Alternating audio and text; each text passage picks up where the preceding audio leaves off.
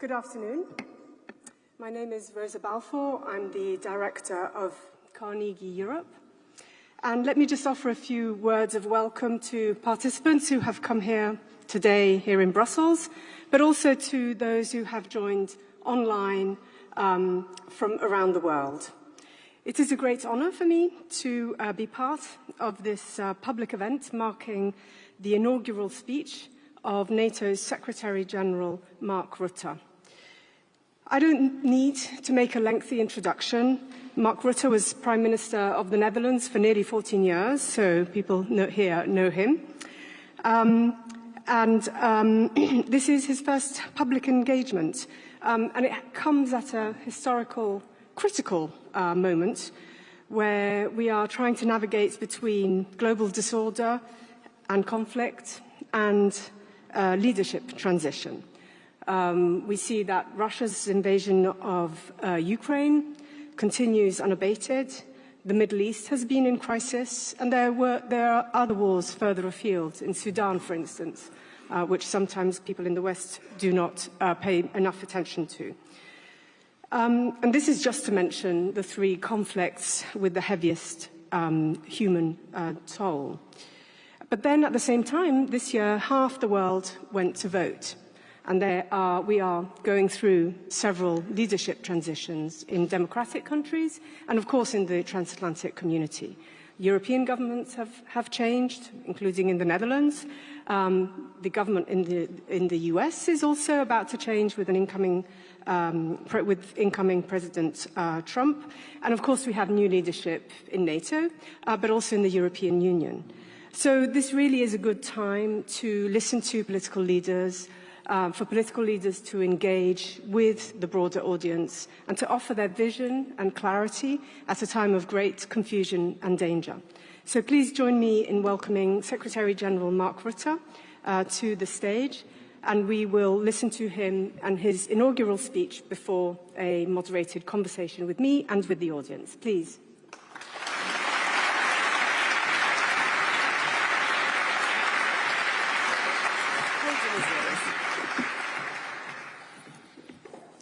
Thank you very much, Rosa, and many thanks to Carnegie Europe for organizing this event today in this spectacular venue. And it is great to see so many people here in the room, and I know many more join us online from all over the world. So good morning, afternoon, evening to you all. I'm very honored to start a crucial conversation with the citizens living in NATO countries, especially in Europe and Canada.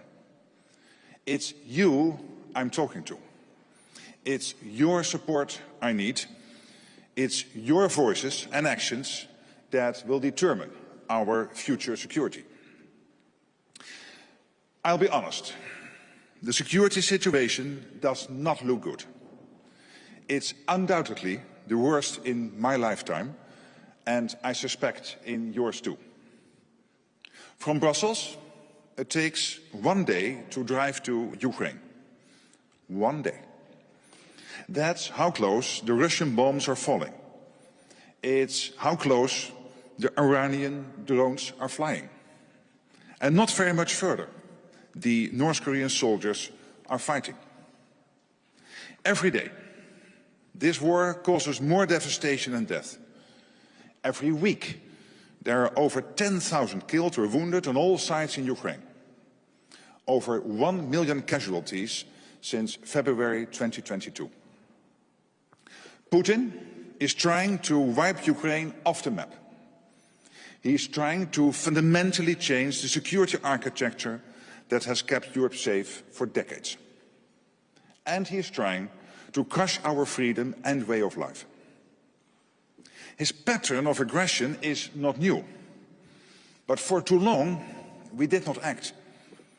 Georgia in 2008, Crimea in 2014. And many did not want to believe he would launch all-out war on Ukraine in February 2022. How many more wake-up calls do we need? We should be profoundly concerned. I know I am. Russia's economy is on a war footing. In 2025, the total military spending will be 7 to 8% of GDP, if not more. That's a third of Russia's state budget and the highest level since the Cold War. And Russia's defense industry is producing huge numbers of tanks, armored vehicles and ammunition. What Russia lacks in quality, it makes up for in quantity, with the help of China, Iran and North Korea. This all points in one clear direction. Russia is preparing for long-term confrontation with Ukraine and with us. Hostile actions against allied countries are real and accelerating. Malicious cyber attacks on both sides of the Atlantic. Assassination attempts on British and German soil. Explosions at an ammunition warehouse in Czechia. The weaponization of migrants crossing illegally into Poland, Latvia, Lithuania and Finland.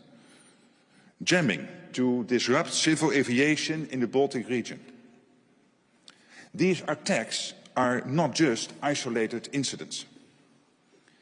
They are the result of a coordinated campaign to destabilize our societies and discourage us from supporting Ukraine. They circumvent our deterrence and bring the front line to our front doors, even into our homes. Putin believes that a serious, irreconcilable struggle is unfolding for the formation of a new world order. These are his own words. Others share his belief, not least China. We need to be clear-eyed about China's ambitions. China is substantially building up its forces, including its nuclear weapons, with no transparency and no limitations. From 200 warheads in 2020, China is expected to have more than 1,000 nuclear weapons by 2030. Its space launch investments are skyrocketing. China is bullying Taiwan and pursuing access to our critical infrastructures in ways that could cripple our societies. Russia, China, but also North Korea and Iran are hard at work to try to weaken North America and Europe, to chip away at our freedom.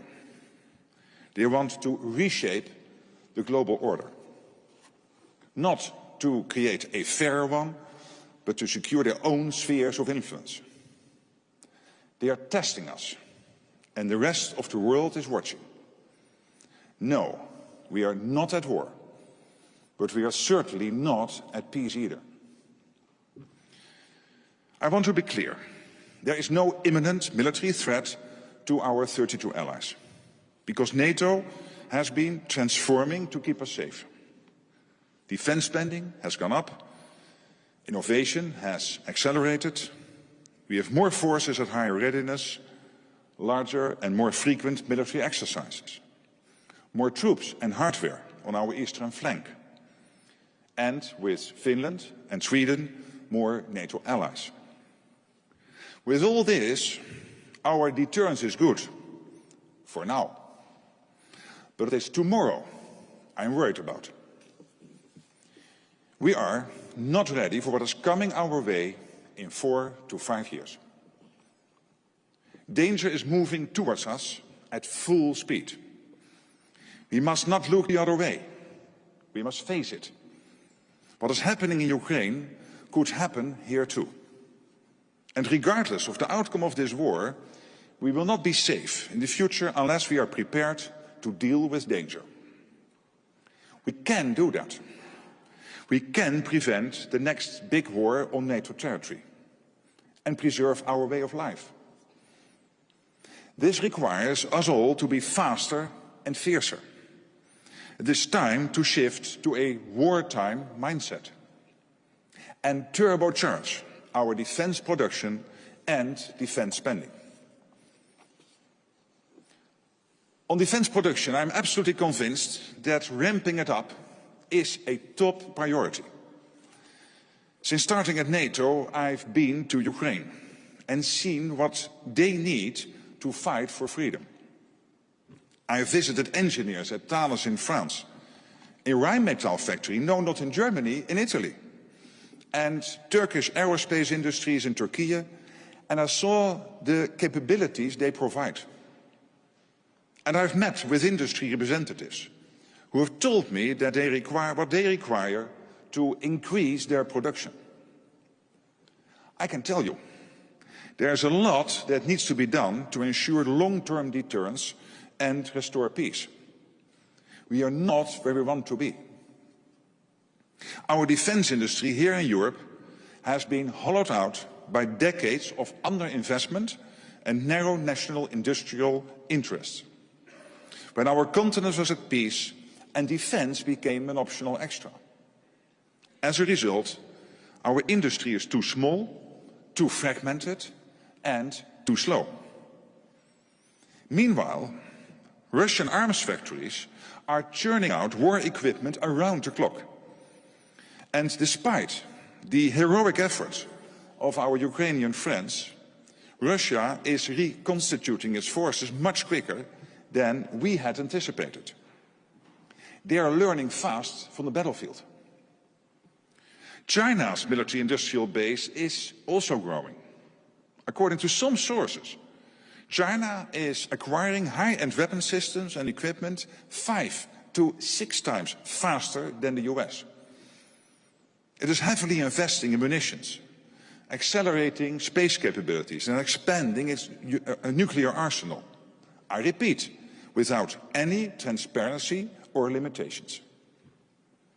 China is also challenging our technological edge by investing massively in the disruptive technologies of tomorrow, including AI, quantum and space. All this will help China with planning, command and control and targeting. Russia and China are racing ahead. We risk lagging behind. This is very dangerous. But it does not have to be. If we boost our industry, we can outpace our competitors. So what are we waiting for? We already have robust defense plans in place. We know exactly how we will defend our alliance and what future assets and capabilities we need. From ships, tanks, jets, munitions and satellites to new drone technologies. Ukrainians are fighting against Russian swarms of drones. That's what we need to be prepared for. We also already have committed to accelerating the growth of defense industrial capacity and production across the alliance. Now we must deliver. I repeat, deliver on our commitments. We all have a part to play to make this happen. To governments, I say, give our industries the big orders and long-term contracts they need to rapidly produce more and better capabilities. Buying only big-ticket items that are delivered too late will not keep us safe. We also need modern capabilities that use the most advanced technologies. And we need them now. So embrace risk and invest in the pool of innovators across our countries. Embracing risk requires you, governments, to change outdated procurement rules and to reconsider your detailed national requirements.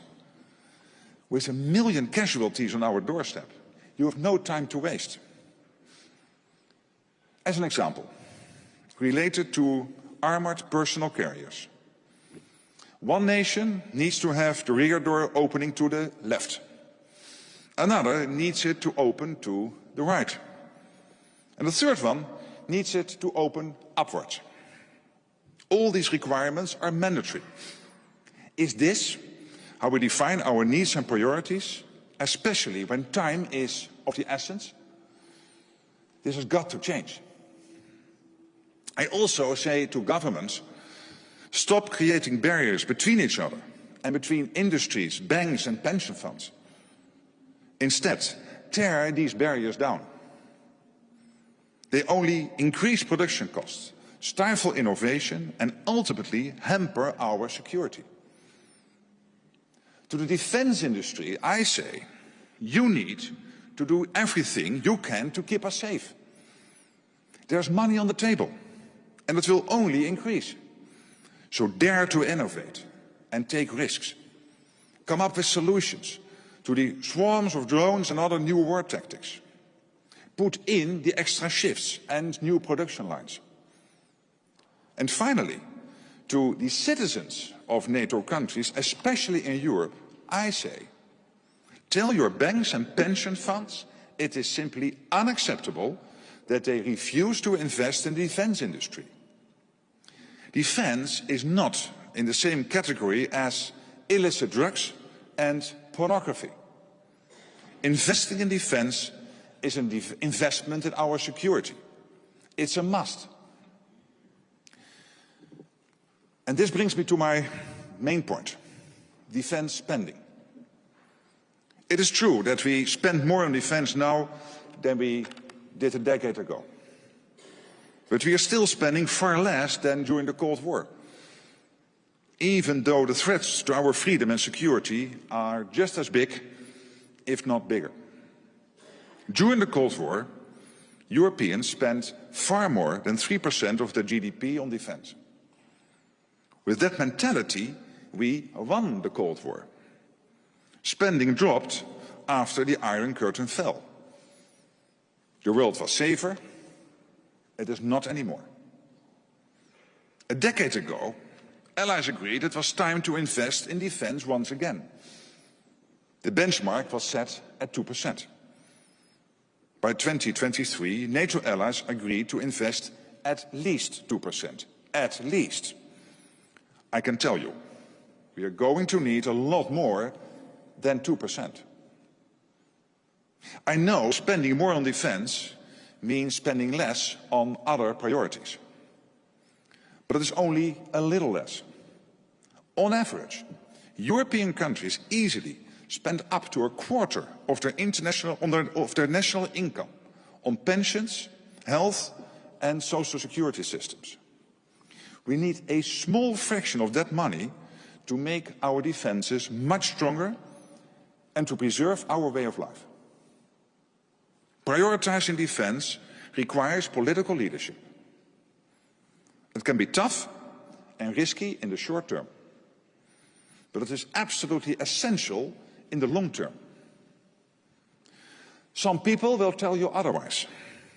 They think strong defense is not the way to peace. Well, they are wrong. Because without strong defense, there is no lasting security. And without security, there is no freedom for our children and grandchildren. No schools, no hospitals, no businesses. There is nothing. Those who lived through the Second World War know this. And our Ukrainian friends are living it every day. When I was in Kharkiv earlier this year, I saw so many buildings completely destroyed. I stood in rubble, where homes used to be, where families used to live. I saw schools moved underground into metro stations. It was very moving to see children so eager to learn and teachers so eager to teach, despite their lives being completely disrupted. I visited the wounded in hospitals, soldiers that lost limbs. War is brutal and ugly. War is also very costly in economic terms. Ukraine, as we speak, is allocating nearly a quarter of its GDP for defense next year. That is more than 10 times what European NATO allies spend. A harsh reminder that freedom does not come for free. If we don't spend more together now to prevent war, we will pay a much, much much higher price later to fight it. Not billions, but trillions of euros. That's if we come out on top, and that's if we win. In politics, there is a time to talk, a time to decide, and a time to act. I know politicians talk a lot. That's what I do here today. They make decisions when needed, sometimes difficult ones. But to act, people must support those decisions. It's in your hands. Today I call for your support. Action is urgent. To protect our freedom, our prosperity, and our way of life, your politicians need to listen to your voices. Tell them you accept to make sacrifices today so that we can stay safe tomorrow. Tell them they need to spend more on defense so that we can continue to live in peace. Tell them that security matters more than anything.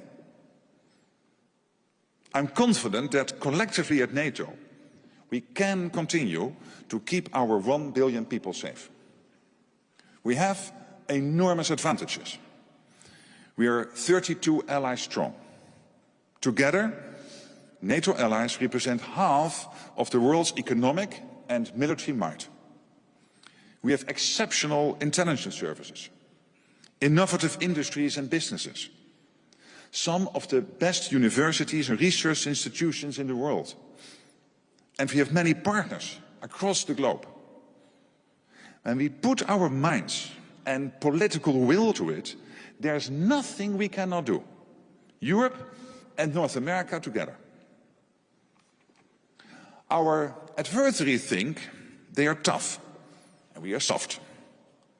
They invade other countries while we uphold international rules. They oppress their people while we cherish freedom. They should remember that there is no greater power than democracies coming together.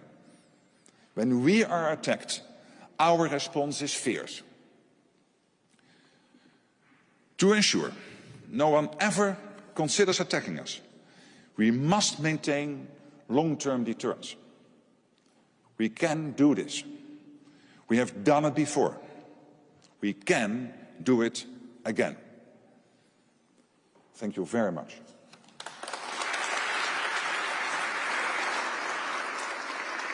Thank you very much. Please take a seat.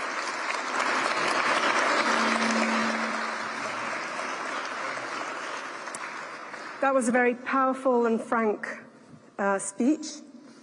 I'm sure it will be listened around Europe and Canada, as you mentioned at the beginning.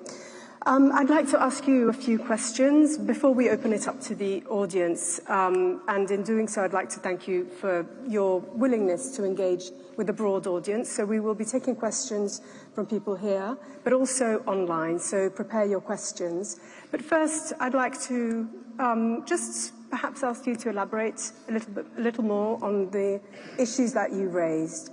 You focused so much on defence spending and on explaining why it is important to ordinary citizens.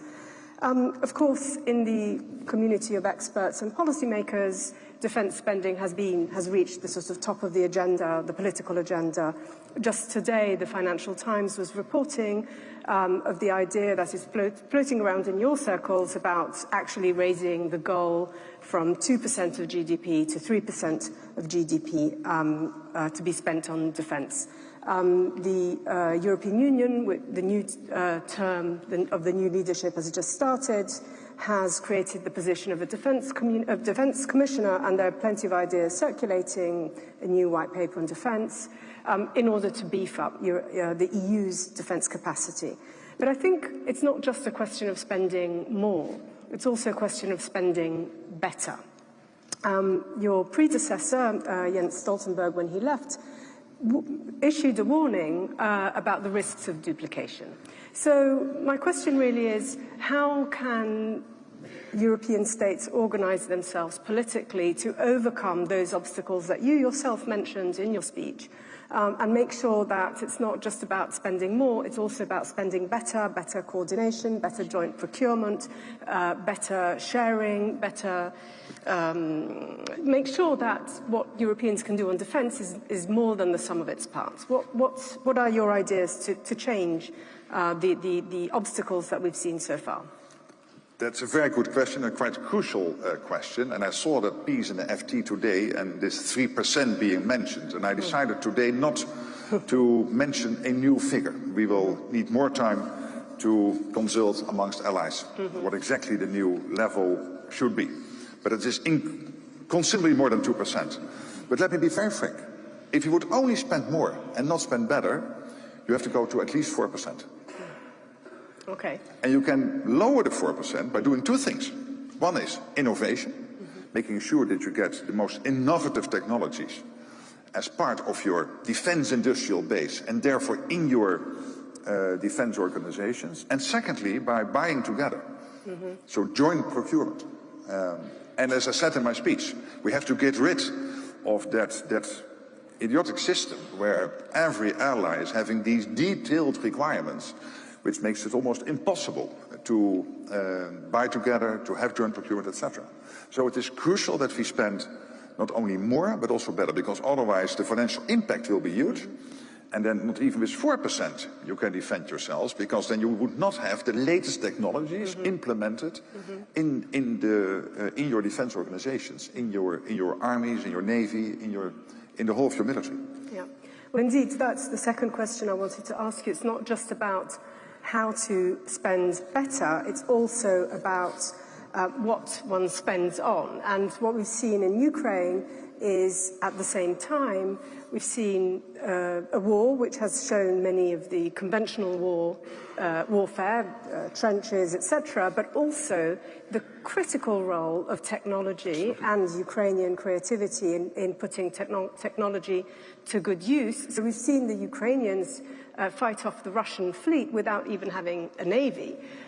So how do we? And you yourself in your speech, you mentioned the the hybrid challenges and threats that we are receiving. The MI6 has issued warnings about Russian intelligence going rogue.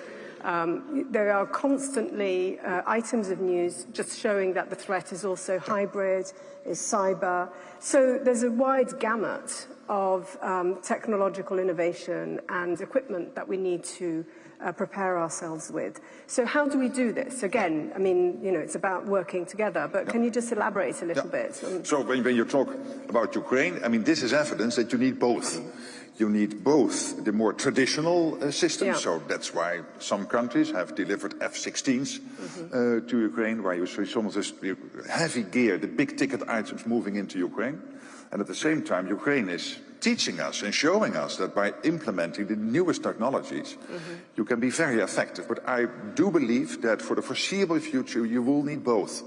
So you will need some of these big-ticket items, the big systems, but also the latest technology, including what we can learn from AI, from quantum, etc.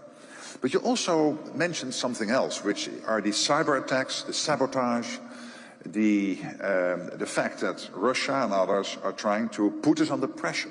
And that was one of the reasons why in my speech I said that we are not at war, but we are certainly not at peace either. Because we see this happening. Look what happened in the UK, where we had cyber attacks at the National Health Service. In Belgium, where we had cyber attacks at the ports. We have seen jamming in the Baltics of civil aviation. And we have seen assassination attempts in the UK and in Germany. So this is evidence that they are willing to go the whole way. And this is not your traditional war, it is not an Article 5, but we have to defend ourselves. And I'm so happy to say here that NATO, under Jens Stoltenberg's leadership, and I will absolutely continue with this, has been working extremely hard with all allies to make sure on cyber, on these acts of sabotage, on weaponization of the problems with the gas and oil supply, etc., that we have moved to make sure that as an alliance, we stand together, we work together, and we have in place the systems to defend ourselves. But that is crucial because this is a very worrying development. We talked about Ukraine, and I'd like to talk about Ukraine a little more because since the outcome of the US election, there's a lot of talk, a lot of noise that some peace talks are imminent. We don't really have a plan. Nobody seems to have a plan yet. And of course, the situation on the ground is not in favor of Ukraine at the moment. So it's a very difficult moment, including from the perspective of this leadership transition in Europe.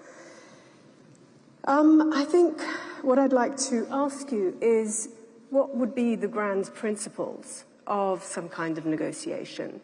What role should Europeans play in this? And here I'm speaking also to the European in you, the fact that you spent 14 years at the European Council table. What should be the role of Europeans? Because there's been a lot of talk about peace negotiations between incoming President Trump and the Russian president. Where does that leave Europeans? But also listening to how the Ukrainian president Zelensky has been addressing this difficult moment. He's been talking about peace guarantees. And my question to you would be, my second question, because I realize we have two questions here, the role of Europeans, but and, you know, what are the principles that could perhaps, that ought to be expected from your point of view in the context of peace negotiations, but also, is there anything short of NATO membership that can offer Ukraine peace guarantees?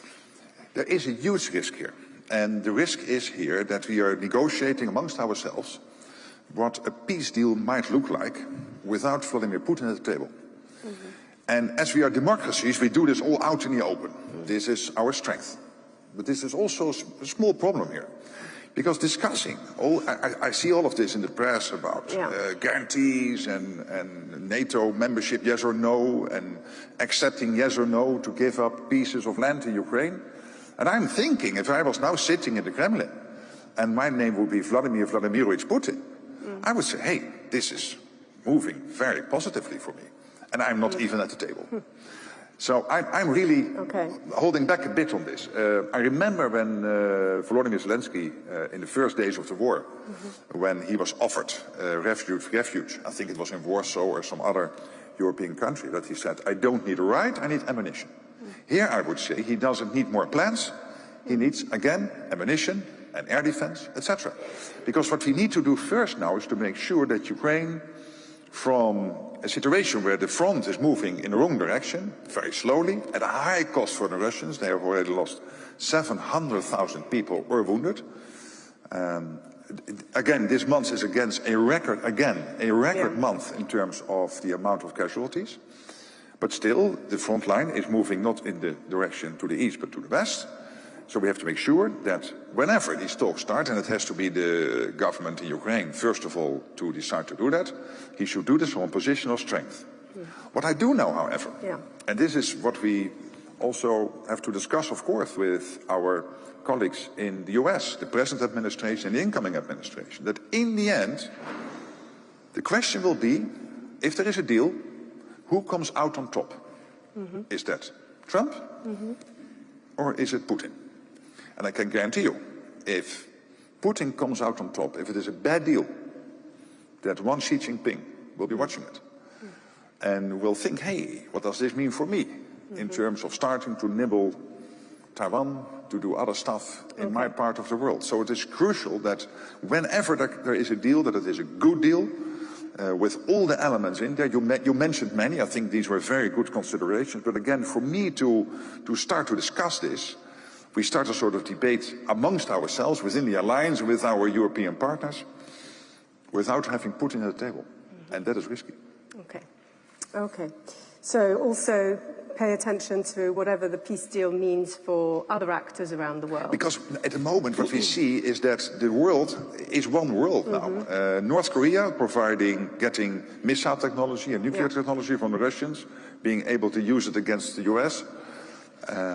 Iran getting money from the Russians in return for drone technology and other stuff, and Iran using it to stir up trouble in the Middle East. China, dual-use goods and sanctions circumvention, helping the Russian war effort, supporting the Russian war effort. Of course, at a price. Yeah. So this is not Ukraine, Russia, Europe. This is global, and it is impacting on South Korea, Japan. It is impacting directly on the United States. Thank you very much, and apologies, I have my phone out because I have all the questions that are coming from online. But first, I'd like to invite a few people from the audience here, and I see, wow, fantastic. I'm going to try and take one question at a time. So, shall we start? There's some microphones. So, let's take one question here and then move perhaps to the left. And I will ask you, there's one question just there at the back. Yep. I will ask you to introduce yourselves and just be brief and to the point. Thank you. Thank you very much, Rosa. Good afternoon, Secretary General. My name is Pauline Massard. I'm a partner at Forward Global, where I run the cyber and strategic intelligence practice.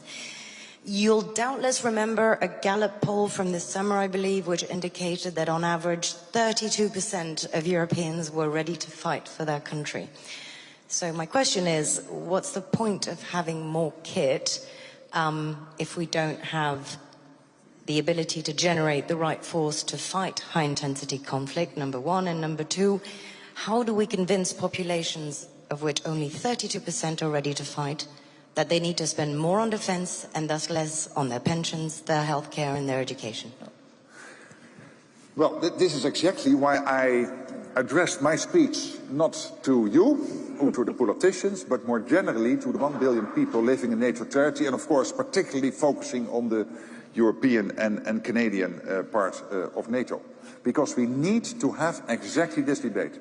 And the politicians need to hear from their citizens that yes, they love their health systems and the social models and the pensions, etc., or they don't love them because they want them to be improved. This is the political debate taking place in each country, in Europe, in Canada, in the US, everywhere. But that when it comes to it, when you really drill down to what is at stake here, that defense has to take priority. Because without defense, without deterrence, without being able, and NATO is not an offensive alliance, it is a defensive alliance. We want peace, but peace through strength, to quote a famous American politician. And that means that you need the money, and you need the industrial base. And this is also an ask I have from this audience, because many of you are in positions of influence to reach large numbers of people, to please amplify, echo what we are discussing here today, that this is crucial, and that if we stick at 2%, yes, we are safe now, but in 4 or 5 years, we might not be safe anymore, and the deterrence might be too weakened to keep ourselves safe from whatever happens in Russia and other parts of the world. And that is a crucial debate. And then in the end, it is also a fair discussion, and if then people would decide, well, we are not willing to do that, we do accept the risk, then at least we have done that deliberately. I don't think it will be the outcome. I'm absolutely convinced that when it comes to it, that parents and grandparents will always choose for the future of their children and making sure that they will make the necessary sacrifices, which are, by the way, limited. When you spend 25% on health and social security and on pensions, we only need a small fraction of that. And don't forget that in Europe we are half of the world population.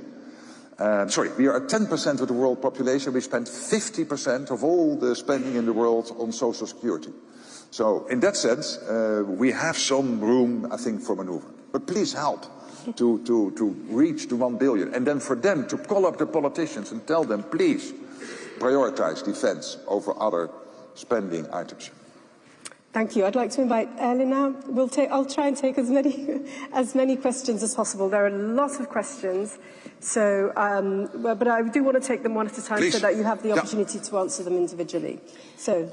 Thank you very much, Secretary General. Elena Lazaru from the European Parliament's Research Service. I wanted to ask you about NATO's approach to the southern neighborhood, and it's not unrelated. Your predecessor set out and launched a reflection process on the southern neighborhood, largely based on the premise that the theaters are getting increasingly linked, including with Russia's action in Africa.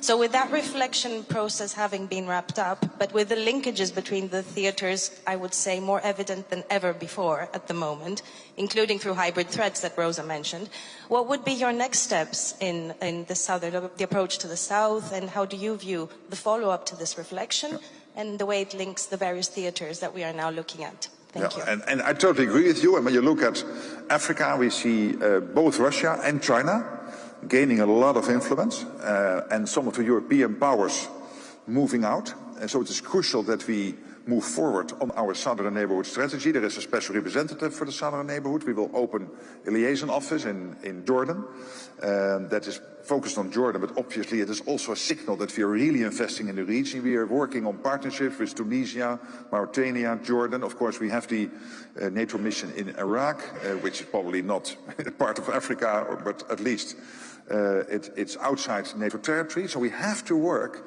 on, but particularly also in Africa and in the Middle East, to make sure that we engage, that we liaise, not making them part of NATO, but helping them, for example, to build up their defense capacity. It's not always difficult. It can be by a couple of advisors helping in a country like Mauritania to ramp up their effectiveness in terms of defense. And NATO can do that. And that's what we will continue to do at a higher pace. So I will really follow up on this, what my predecessor started. I totally agree. We cannot leave Africa to the Chinese and the Russians. So what I'm going to do is I have a particularly provocative question from the online audience. While the microphone can go to the second row we here. We negotiated not to have provocative. Yeah. So the question is, how can, no, that's the wrong one, sorry. Is it conceivable that strengthening and emboldening NATO causes more instability because non-NATO powers become more nervous? No, it's not conceivable. And why? Because NATO is not an offensive organization. It is a defensive organization. We are based on democracy, the rule of law, values which are underpinning our whole alliance. But if we are not strong enough, if Putin and others would think that we cannot defend ourselves, then they might start to try to attack us. And already this is happening in the terrain of cyber, etc. But I mean here really military attacks. We cannot take that risk. So please introduce yourself to everyone. Thank you, Secretary General. Maria Vassiliou, Greek newspaper Tsanea.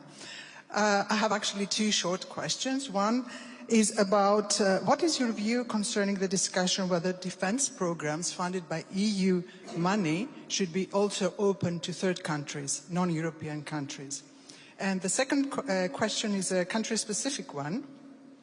You recently visited Turkey and Greece, and I would like to ask you, what was your impression concerning their will to keep their dialogue on a solid basis, and how important is it now that they keep the waters calm in the Aegean, especially given the crisis in Syria? Thank you. Starting with the second question, it was my impression, talking to both President Erdogan, but also to Prime Minister Mitsotakis, that they're really working to improve the relationship. They're in a much better place than a couple of years ago. They are dialoguing. Whatever we can do to help, we will do, because these are two key allies and part of NATO. And obviously Greece has a very strong defense. Turkey is defending its own territory, but obviously is a key part of the overall NATO defense, and they have a huge and impressive defense industrial base. So I think that is moving in the right direction. Then on the issue of European defense spending, so I'm working with Ursula von der Leyen and Antonio Costa. I did it last night with Commissioner Kubilius, and we are really working hard to make sure that NATO and the EU work closely together, where NATO is about the hard stuff, like, for example, the standard setting and the capability targets. But the EU possesses a huge soft power element in terms of the internal market and helping to get the defense production going at a much higher pace. And obviously, I understand when European money is involved that you do not want that European money to move to other parts of the world. That's clear. But at the same moment, it is also important to realize that you should not have new barriers and that you need a strong transatlantic defense industry community. Thalys in France is working with partners in the US. I've visited Rheinmetall, not in Germany, as I said in my speech, but in Italy. I remember that I told Giorgia Meloni, the Prime Minister, I will visit a Rheinmetall factory, and I thought that she would be angry. She said, oh, that's great, it's one of our best. But no, don't forget Leonardo, also a great Italian industry, obviously, and I met with the boss of Leonardo after that. But it is crucial that when we have this transatlantic industry base that it works, at this moment, since 2022, European NATO allies have spent $184 billion in the US. So about half of all the defense spending when it goes in terms of procurement goes to US companies, and the other half stays in Europe. And this is increasing on both sides of the Atlantic because we are spending more money on defense. So I would say there is so much money going around. Defense industry, please stop complaining about needing your 10-year contracts. I understand it, but it's always difficult, and you know there is a lot of money going around. So invest, put in the extra production lines and shifts, and to European and American allies, please work together. And obviously this is an internal EU debate. I should not get involved any more than I've done now by answering this question, but I would very much plead to have a situation where these markets can function as one. And again, I do understand when European taxpayers' money is involved that somehow you want that return on that euro to be as much as possible in the EU. We can do that without hurting the transatlantic defense cooperation. Thank you very much. I'd like, for the sake of diversity, I'd like to give the floor to this gentleman here, who's in the second row here at the front, because it's nice to see so many women intervening. And it's unusual, but it's also time to get a gentleman involved. Thank you, sir. Thank you for your speech. My name is Ivan Sorensen from the European Commission. My question would be, in your view, is there sufficient talk about the role of China for the public to support in Europe, but maybe also in the United States? Thank you. Oh, good question. I think we at least should make sure that those who know what is happening talk about it, so that as a collective, and this is democracy, our citizens know what is happening. And of course the media are crucial here. They will report about it. They have their own sources, but also we as politicians and the multilateral organizations, that we share what we know. And what I tried to explain in my speech, that China is ramping up defense production, that we have now a couple of big Chinese defense industrial companies in the top 10. 10 years ago there were none. Now we have 3 or 4 big Chinese companies in the top 10 of big defense companies worldwide. So this is evidence that they are really charging ahead. And that they will overtake us in terms of the overall spending and overall defense capacity. And we are producing too slow. And when you combine Russia and China, we are really producing too slow. There are some numbers saying that we produce in a year what Russia is producing in 3 months. Can you imagine? And Russia is not bigger than Belgium and the Netherlands combined, the economy of Russia. Can you imagine that Belgium and the Netherlands would produce in 3 months what the whole of NATO, from California to Turkey, is producing in a year? It's crazy, and this is because of all the bureaucracy and some of these defense companies waiting for the 10-year contracts. And now what you see is that South Korea is getting into the market. There are many European allies now buying South Korean stuff, which is good. I mean, I don't mind, as long as they get their hands on what they need. But I would be a bit worried if I was a defense company that the South Koreans are massively entering the NATO market. And this is because we have to do more. This is not only an attack on the defense industry. Yes, I'm criticizing to a certain extent, but also governments, also NATO, we all have to do better here. So wow, okay. I was just saying we were doing very well with our time, but actually with so many questions. So please, if you could take a question from the back there, several hands have gone up. Yeah. And please introduce yourself. Well, good afternoon. I'm Joy from Jeannemer, and I would like to come with a youth perspective. It's already quite hard to advocate for a 2% increase in our GDP. So the 3% is kind of a little bit an utopia for us right now. So what advice can you give us to make defense sexier again, maybe? And also, do you think if we can do internship between universities and defense companies could be a good step to stop putting this devil work on the defense industries? I think that would be an excellent idea, yes, but it will not solve the whole issue of how to get the 1 billion people living in NATO territory with us, but it will help. But this is also a struggle I have, because this 2% target set in Wales in 2014 had the plus of being simple.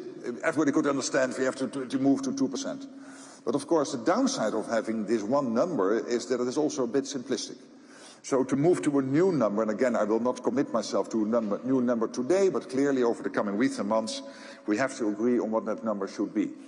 It has to be underpinned by what NATO is doing currently. And what we are doing currently is getting total clarity on the capability targets we need to achieve.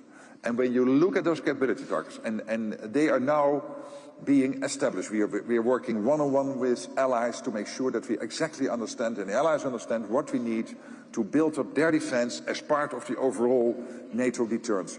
Then it's clear that 2% is not enough. But then the question will be, do you go to a new number, or at least you have to underpin that number by making clear what type of capabilities we need. Top line, it will be, of course, air and missile defense, long-range weapons, logistics. These are three big issues where we have to invest in, where we are really lagging behind. We have to invest in the armies. Next to the Navy and the Air Force, our land forces have to be really ramped up. But to make that more country-specific will probably help. And this was a discussion I had yesterday night with Commissioner Kopelius, who was also thinking of how to take that debate to the politicians, but also beyond the politicians, to the general public. I agree. So I'm going to ask one question online, and then I have the two Oanas who have raised their hands. So maybe, yeah. But first, let me ask this question because it has popped up in the online from more than one person, and it's the elephant in the room. What do you think about Trump's statements about leaving NATO? Today? I haven't heard No, I think it's general. No, and admittedly, he hasn't said that recently. No, I haven't. No, I visited him a couple of weeks ago. There was absolutely no talk about NATO. What he wants is to make sure that the US is not overspending and we are not doing enough. And he's totally right. I mean, I remember when he became president in 2016, 2017, that he continued to push us. And since he became president, we spent 641 billion more than before he came on. That's an aggregate of what we are spending more since then. And since 2014, it was very sluggish, the uptake of moving to the 2%. Since he became president, we accelerated. Of course, the full-scale onslaught of Russia on Ukraine has also ramped up defense spending. But he was very successful in ramping it up. He will again push us. But my point is this. I don't want to spend more because he wants it. We have to spend more because our deterrence is at stake. Our security is at stake. Our collective defense is not what it should be. And we are in real difficulty in 4 or 5 years. That is why we need to spend more. Not because of Donald Trump. But he is right. We need to do more. And by the way, what we need from him, I have a big ask from Donald Trump, and this is about the US industrial defense capacity. I know, as Prime Minister of the Netherlands, how difficult it is to buy anything in the US, be it Patriots or missiles or whatever. You have to go through Congress and the Senate, the Congress, the Pentagon and the White House. They all have to agree. And as I said, we have 184 billion we are spending since 2022, European allies in the US. That can be even more, I'm absolutely convinced, if he would make it easier for European allies to buy in the US. So this is something he can help with, and it helps also his own economy. Okay. But I think he was spot on forcing us to spend more. But again, let's not do it now because he wants it. We do it because we need to do it. It's our collective defense which is at stake. And thank you. You've also answered another question online about integrated defence industrial base. Question two, and if that's okay, can I take two now? Because, please. yes, so Oana, and then the other Oana. So. I'll make this fast so the better Oana has enough time. Oana Popescu-Zamfield with both Carnegie and Global Focus Center in Romania. And perhaps predictably, I'm going to ask you if following the annulment of the presidential election in Romania recently over Russian interference, is there any lesson learned? Is there any intention to step up perhaps instruments to address hybrid threats, make it operational domain perhaps, just like cyber? Anything that we can look forward to in the coming future? Thank you very much. Thank you. And Cyril, I'll ask you to sprint over to Oana here, who used to be the spokesperson of NATO. Indeed. Yes, of course. Good to see you. Juan Alungescu, now Distinguished Fellow with the Royal United Services Institute, Rutte. Secretary General, I'm cheering you on to agree on 3% of GDP on defence by the Hague Summit, but I'm not going to ask you about that. My question is, are you concerned that a potential peace agreement on Ukraine could give a pretext to leaders who will think, well, the danger's gone now, so it's okay, we don't need to increase defence spending? And in order to dramatize the need for more spending on defence, are you prepared to declassify to a certain extent the capability targets that NATO has in line with what Defence Commissioner Kubilius seems to require? Yeah. Well, on that second question, then I come to the question on hybrid and cyber. When you look at the capability targets, first of all, of course, we have to be clear what they are. We are in the process of establishing them, and we try to, before summer, it was foreseen for October. We have taken it forward because we cannot wait till October, so we will speed up the whole process, and hopefully defense ministers will agree on closing off this whole process of reviewing our collective defense by May or June. And then, of course, the question will be how to share that. And it could help, obviously, and this was also to the question in the back of the room, it could help us to underpin the need to spend more. But obviously there are also political considerations we have to take into account. And sometimes there are some sensitivities, but we are looking at that. At what level of aggregation you can share the capability targets once they have been established. And then, if I can make one suggestion, let's never again talk about hybrid. Because hybrid is such a silly word, because it's not covering at all what is happening. What is happening is sabotage. What is happening, exactly as you said, is cyber attacks. NATO was hosting one of the biggest cyber exercises in Tallinn. Recently, we have set up a cyber center in NATO. We are helping with task forces which can go to allies if they need extra support. We are sharing more information. We're doing everything on cyber, but also when it comes to undersea sea cables, when it comes to more generally sabotage, threats of sabotage. We are really pooling together, working together, making sure that we can fight back. And on Romania, well, of course, I've seen what happened, and it's of course very worrying. But we have seen it before. We have seen in Moldova what happened with the European referendum and with the presidential elections. And Maya Sandu was visiting this week and updated the North Atlantic Council, the ambassadors, on what happened in Moldova. So we have to let's not be naive. And this is when I speak about we are not at war, but we are not at peace either.